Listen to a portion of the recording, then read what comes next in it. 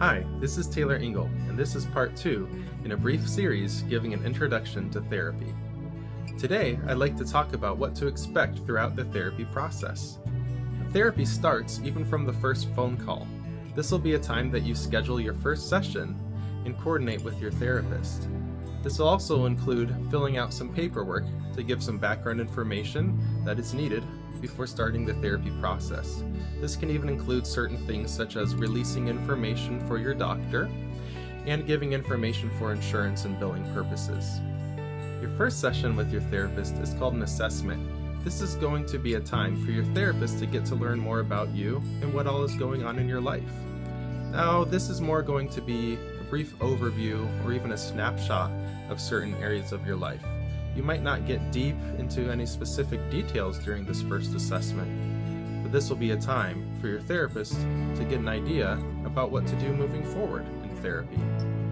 The next thing that happens in therapy is called treatment planning. This often takes place during your second session. This will be a time that you and your therapist can work together to develop goals that you want to work on based on some of the information that was shared during the initial assessment. After completing your treatment plan, you and your therapist will continue to meet regularly. This will be time that you can check in and share how things have been going in your life, and it will also be a time where you can build skills to address some of the goals that you've set. This might also mean that you come up with some plans together of how to apply those specific skills to different areas of your life. This can include working on things in between the therapy sessions to make sure that you're continuing to make progress. Therapy is something that has a beginning, a middle, and an end. The goal is to eventually graduate from therapy, and you and your therapist will develop a plan together to help transition out of the therapy process.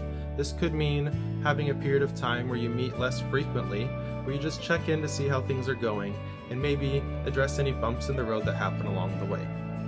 Thank you for joining in today, and this is Taylor Engel reminding you to look up and find your hope.